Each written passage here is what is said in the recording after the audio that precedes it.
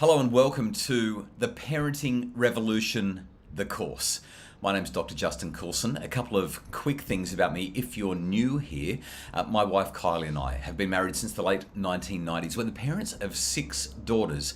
Our eldest daughter has just announced that she and her husband are expecting their first baby. So I'm on my way to also being a grandpa for the first time. And on top of that, I've written about my 8th and 9th parenting books are both coming out in 2023. I'm the host and parenting expert on Channel 9's Parental Guidance, the hit primetime TV show all about parenting styles and how we're raising our kids, and the host of Australia's #1 parenting and family podcast. It's called the Happy Families Podcast. So very much appreciate you being here for the Parenting Revolution, the course. Essentially what we've got is a whole bunch of modules or episodes, I've decided to call them, where I'm going to step you through a whole lot of different ways that you can move towards creating your very own parenting revolution in your family. I've got my notes, I'm ready to go, and we're going to dive straight into episode number 1. Episode 1 is called Parenting is Broken. So why would I say that parenting is broken? How has parenting crashed and burned? To get into this particular episode, we need to do a little bit of history. But I promise you, this is kind of like horrible histories on steroids. When I was doing my research for the book, I discovered a couple of fascinating things about parenting, and I'm going to dive into the book and read a little bit from page 12 because the way that I've written it really shows exactly what I want to say, probably in a more concise way that I can simply explain it as part of the course. In a nutshell, the idea of parenting, that is, parenting as a verb, didn't even exist until 1918. Parenting showed up in the Oxford English Dictionary in 1918. It showed up in the Merriam-Webster Dictionary in 1958.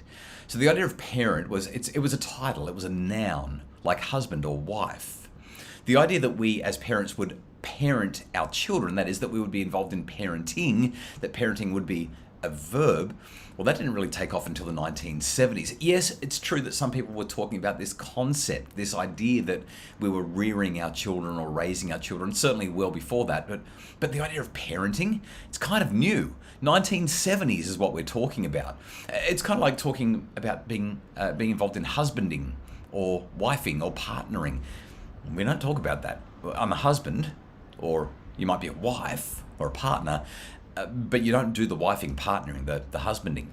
So a lady by the name of Jennifer Traig wrote this fascinating book called Act Natural. It's a cultural history of misadventures in parenting. And here's what she said, and I quote here, "A big part of the reason it wasn't called parenting is that for much of history, parents did so little of it.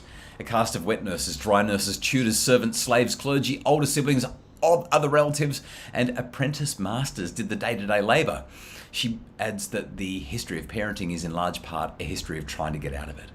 And then essentially she spends chapter after chapter after chapter divulging all of the crazy stuff that parents have done through the centuries as they've tried to raise their kids. And the stories are egregious, they're awful, they're just horrible. And this is why I say that parenting is broken.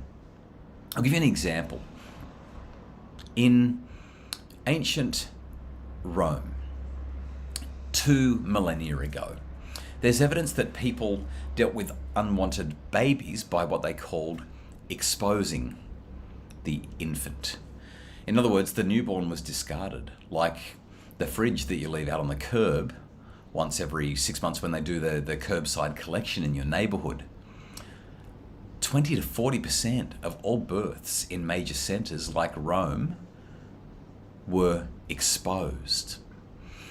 There was the practice of swaddling. Now, nowadays we swaddle our kids. We think that makes sense, right? But back in the olden days, that's not how they did it. They used to wrap them up tight. And they used to do it for safety reasons, but also because it was just so darn inconvenient.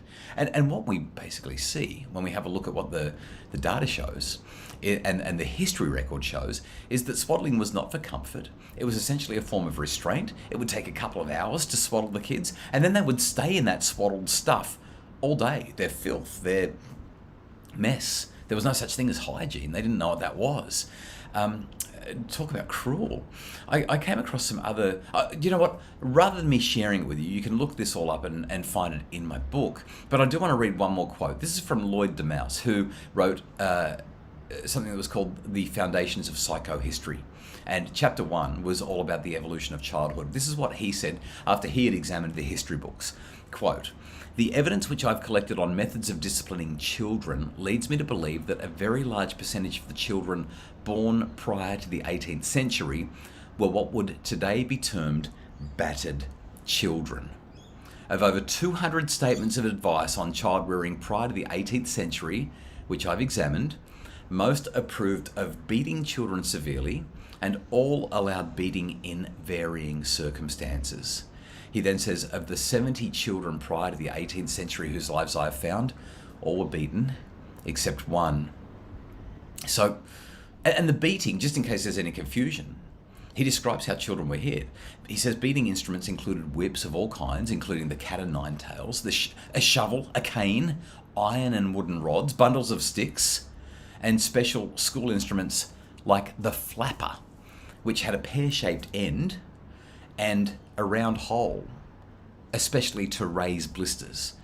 And it was just frequently used. This was what happened. There was a German schoolmaster who noted that he'd given 911,527 strokes with the stick, 124,000 lashes with the whip, 136,715 slaps with the hand, and 1,115,800 boxes on the ear. I'm laughing not because it's funny, but because it's just so incredible to us in 2023. Basically, when I did my research, the beatings that I found in every source that I looked at would be what we would call severe. Almost always involved bruising or blood. The punishment was started early, and it was a regular part of the children's life. So I think we're rightly appalled by what's going on here, but parenting wasn't really a thing. And they actually thought that they were doing the right thing. That's just what they thought that they needed to do. And even today, in some places, it's still encouraged.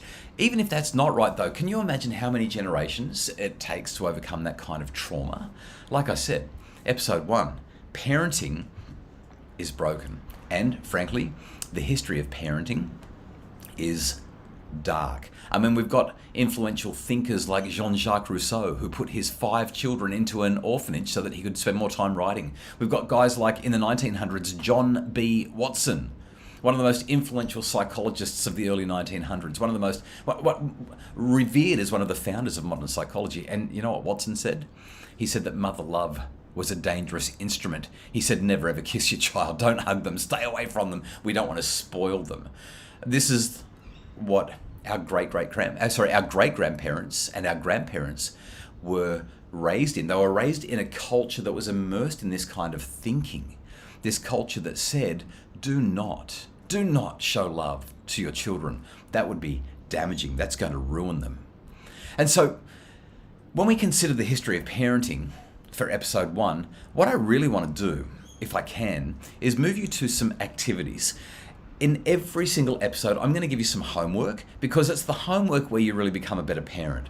So your homework, your activities, for want of a better word, are to pause and consider, is your parenting broken? Or was your parents' parenting broken? Or was their parents, your grandparents, was their parenting broken?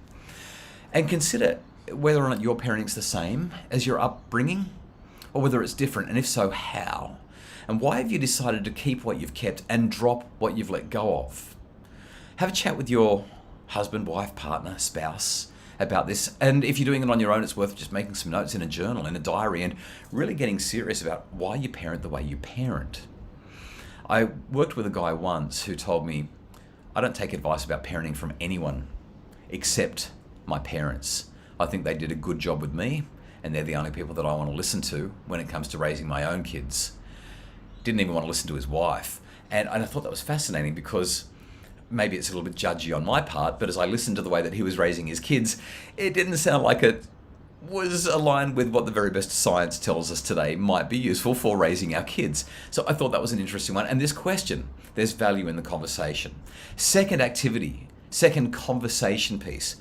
What pressures do you feel around parenting? And I've said from others in brackets, but it might also be from yourself. It might be pressures around breastfeeding, whether you have a natural birth, whether you're going to co-sleep. What are you going to do about school, private school, public school, Christian school? Are you going to go to a non-denominational school? How are you going to work that out? What pressures are you feeling around your parenting? Screen choices, disciplinary decisions. And lastly, What does it mean to be a good parent?